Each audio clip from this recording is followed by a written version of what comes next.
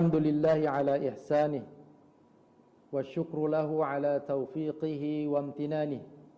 Asyhadu an la ilaha illallah wahdahu la syarika lah ta'ziman li sya'nih wa asyhadu anna Muhammadan 'abduhu wa rasuluh ad-da'i ila ridwanih.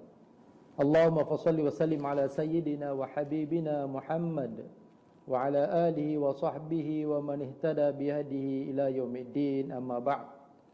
A'udzu billahi minasyaitonir rajim. Wala tatamannaw ma faddalallahu bihi ba'dakum 'ala ba'd. Lirrijali nasibun mimma iktasabu walinnisa'i nasibun mimma iktasabna. Was'alullaha min fadlihi innallaha kana bikulli syai'in 'alima. Kaum muslimin, muslimat, para pemirsa yang dirahmati Allah Subhanahu wa taala. Pada surah An-Nisa ayat 32 tadi, Allah Subhanahu wa taala mengingatkan kepada para hambanya agar tidak bersikap hasad, dengki atau iri hati.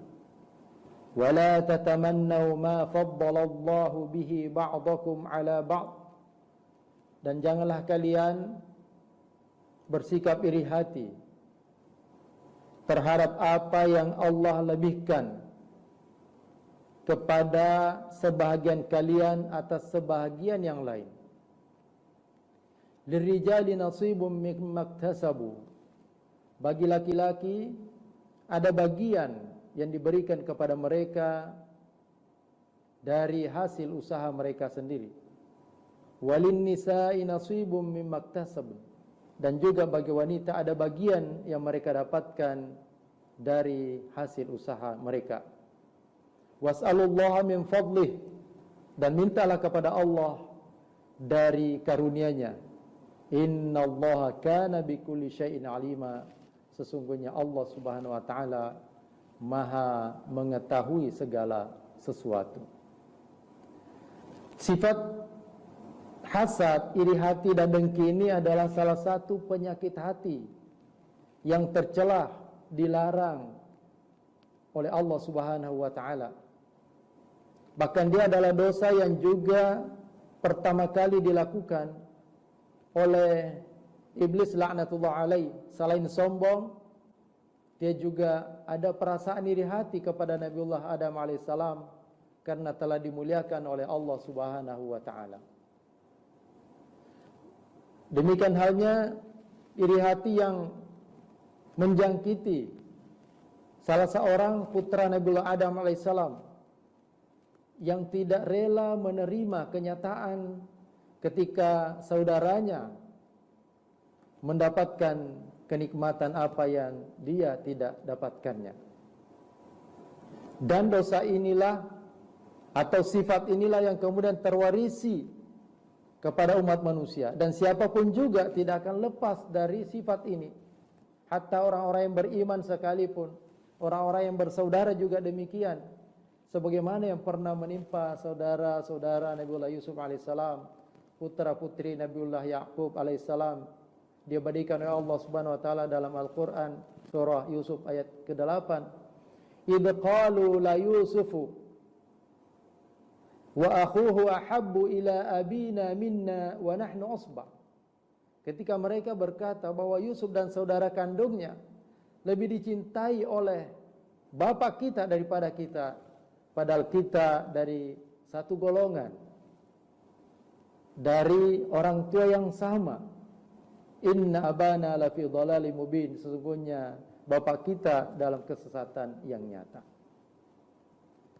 Nah, dari sini dapat kita lihat bahwa hasad itu adalah keinginan agar sebuah nikmat itu dicabut oleh Allah Subhanahu wa taala dari orang yang memilikinya, orang yang mendapatkannya. Tamanni zawalin ni'mati an sahibiha. Menginginkan hilangnya sebuah kenikmatan dari orang yang telah mendapatkannya. Ma'asyiral muslimin wal muslimat rahimakumullah. Apa penyebab terjadinya sifat hasad itu?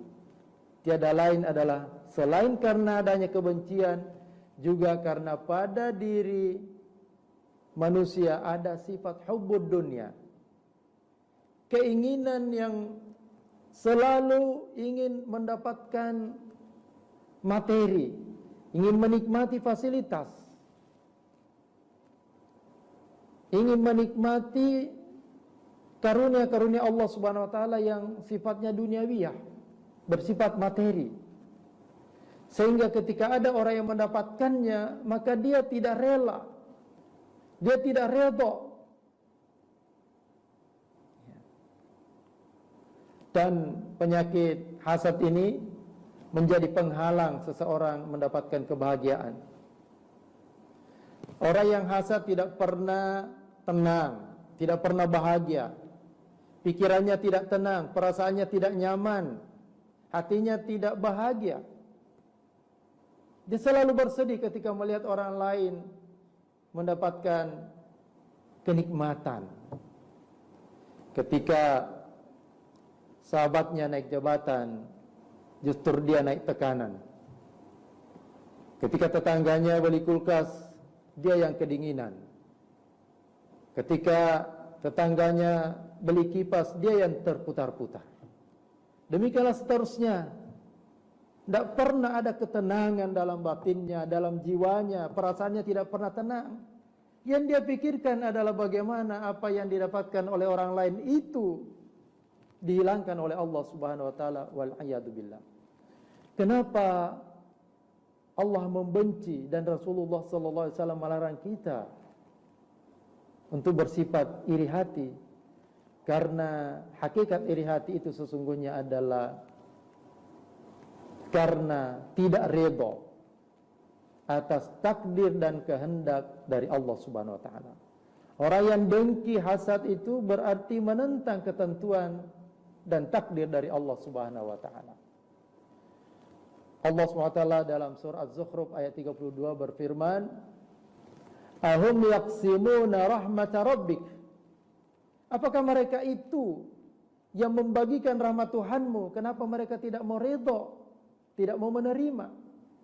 Wa nahnu qasamna bainahum ma'isyatahum fil hayatid dunya. Padahal kamilah yang membagikan di kalangan mereka ma'isyatahum, penghidupan mereka, rezeki mereka, pendapatan mereka. Bahkan Allah katakan, kamilah juga yang mengangkat derajat sebagian kalian di atas sebagian yang lain. Rasulullah SAW mengingatkan kita, la tahasadu, janganlah kalian saling hasad, wala tabaghadu, dan jangan saling marah, saling membenci, wala tadabaru, dan jangan saling membelakangi. Hadis riwayat Bukhari Muslim. Ma'asyiral muslimin wal muslimat rahimakumullah. Namun ada iri hati yang ditolerir, dibolehkan. Manakala iri hati itu hanya sebatas keinginan untuk mendapatkan atau ingin menjadi seperti orang lain yang mendapatkan fasilitas, yang mendapatkan karunia dan nikmat dari Allah Subhanahu wa taala tanpa disertai dengan keinginan agar nikmat itu hilang dari orang lain. Karena memang sifat manusia itu ada dorongan, motivasi untuk saling berkompetisi, untuk saling berfastabiqul khairat. Maka tidak ada masalah ada keinginan untuk mendapatkan sesuatu yang kita inginkan, ya sifatnya duniawiyah, tetapi kita tidak boleh menginginkan apalagi mendoakan orang-orang yang mendapatkan nikmat itu dicabut oleh Allah Subhanahu wa taala. Bahkan ada jenis hasad yang justru dianjurkan oleh Nabi sallallahu alaihi wasallam yang insyaallah akan kita bahas pada pertemuan selanjutnya. Hadanallahu wa iyyakum ajma'in. Assalamualaikum warahmatullahi wabarakatuh.